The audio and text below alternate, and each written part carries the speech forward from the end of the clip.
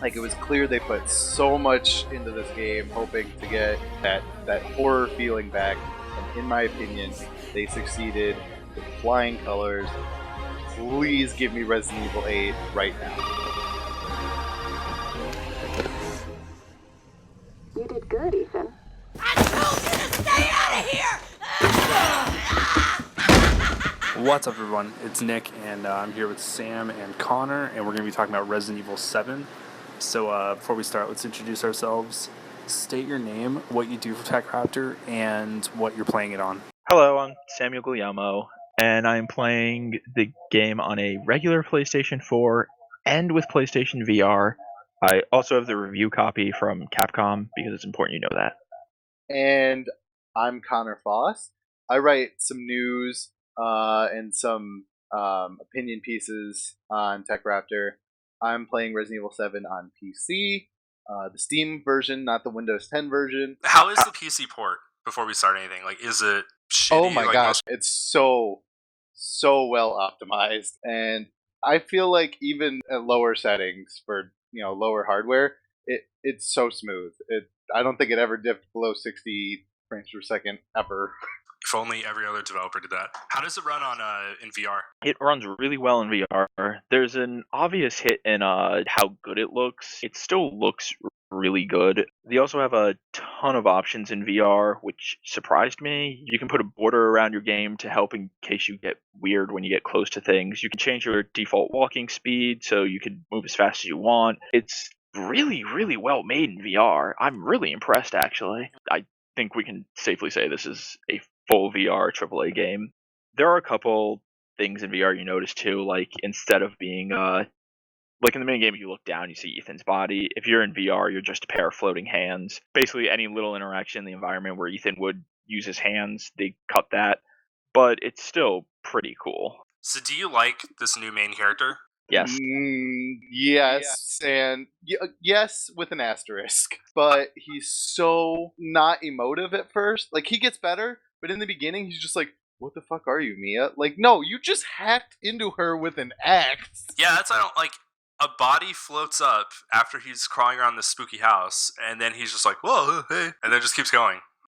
There are enough deadpan snark lines in this game that made me like him. I'm pretty sure my favorite is we have the chainsaw fight with Jack. At one point, he picks up the chainsaw and goes, groovy, and Ethan immediately responds with like such a deadpan, that's not groovy. Oh yeah, no, that's what I'm saying. He gets better, but he starts off like so quiet. Like, he gets his hand chopped off, and he's just like, oh god, this hurts. And then he's like, I'm fine. He's probably the toughest Resident Evil character, that's for sure. He goes through a lot. I just love that his last line is like, oh, it took you guys long enough. So I'm kind of annoyed how much of the end is given away in the trailers. Capcom is extremely famous for that, and for that reason, I didn't watch any of the trailers, because back in like Resident Evil 5, they revealed the entire plot. And so I learned my lesson, and I'm really glad I didn't, hearing that now. So back to Resident Evil. One thing I like is that every single time you run into Jack, he has a different weapon. Oh, yeah. There's so many he has like little... a sledgehammer, a shovel. Yeah, then like a big axe, and then his dual chainsaw anime weapon. That's not groovy.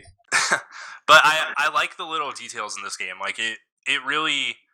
Like, it's not very long, and it's not as big as what I'm used to with Resident Evil, but it felt just a lot better. Sorry, just real quick, how long did it take you guys to finish the game? Because it took me I think my final playtime was a little under 9 hours. Mine's about 9.5. But the thing is, I have to disagree with that, though. People are always saying, like Resident Evil 7's really short. And I'm like, is it really, though? Just because Resident Evil 6 had, like, 4 campaigns and stuff like that, I have to say, this game didn't overstay its welcome. From 5 and 6, even some parts in 4, I get, like, fatigued. And basically half of the castle. Yeah, and this one, like, I didn't really get tired of the game. Maybe near the very end, the salt mine, I thought went on too long. Yeah. But then right when it starts getting long, it, like, ends. But it didn't feel linear at the same time, if that makes sense. Yeah, no, it's makes open. Sense. It's like open progression, basically. Yeah. Sort of reminded me more of a Metroid game, which is fine with me. But can't think of any time I had to backtrack outside of just once to get the grenade launcher, and even then it's like, oh, I got a key for a room I was in before. Let me just run back real quick, and do that. And usually, if it has you go back into the same area for whatever reason, you generally are going into a different part of that area. It was cool. Like, they didn't waste any space, I guess, in the mansion.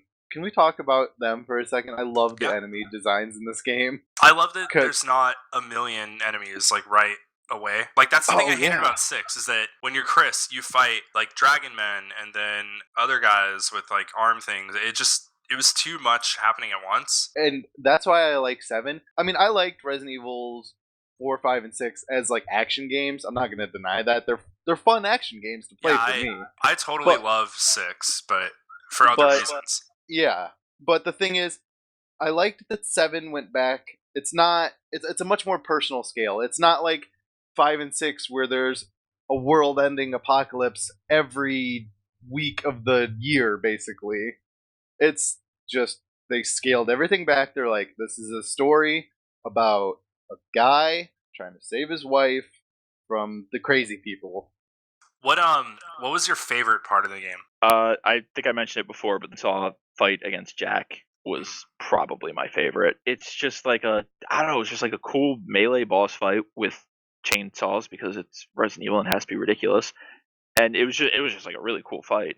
I think mine is getting your leg taken off. Like I love that they did that. They didn't just make that a cutscene. Oh yeah, they did, like, the way you progress through the game changes, like, cutscenes and how the game plays out, Mhm. which was cool. But my favorite thing is the variety of bosses. None of them play the same. In the very first boss, like, shocked me in the fight with Jack in the garage. Yeah. And I was like I didn't realize you're supposed to run his ass down with a car. I Like, wasted that all was- of my bullets and then finally went like, fuck this, I'm going in the car. That's not how the fight has to play, because you can screw up and Jack can get in the car. I Really? had that happen to me the first time, and I died, and I thought, oh shit, like, I must have to get him out or get in there first. Yeah, Yeah, I so, remember by you the way- mentioning this a while ago that it's kind of open. Yeah, Oh like, yeah. that boss can go several different ways depending on how you play it. Like I was afraid this game was gonna be a lot like PT or the fuck is that other game, the green one where you have the camera? Outlast. Outlast. Last. Yeah, and I was afraid there was gonna be a lot like PT and Outlast where it's just jump scare after jump scare after jump scare, but it's not. Yeah, Yeah, they I let was- it hang for a while, like, and they give you that creepy tension, like the gross contaminated room. Ugh. Like, Yeah, that's why the they- basement thing got me the most, because it's just a slow. they let it put you in a false sense of security, and then bam, now you're being dragged by your feet up into the attic. You better shoot this bitch or you're gonna die. Okay, so what did you guys think about the puzzle design? I don't want to It- see no more shadow puzzles, please. I like the shadow puzzle though. It wasn't too hard to figure out, but it was still kind of interesting. Actually, what got me in the very first one was I solved it and then I stared at it for 5 minutes, like, why isn't this registering? Turns out you have to hit OK.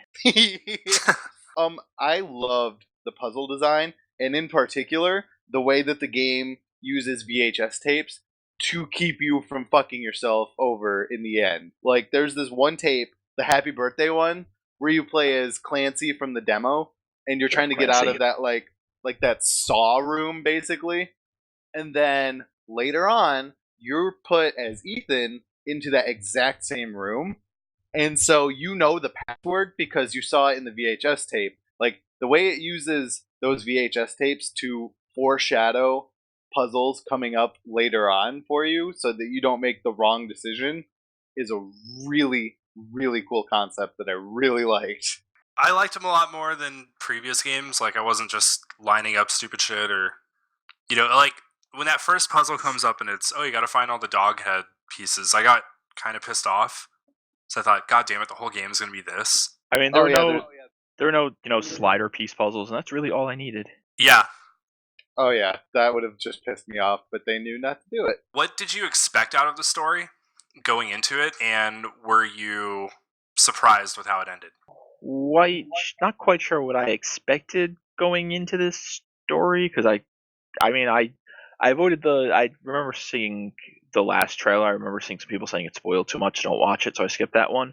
But I'm not really sure what I expected. I kind of just figured it would be a small contained thing with the Baker family, and it was, so I was pretty happy about that.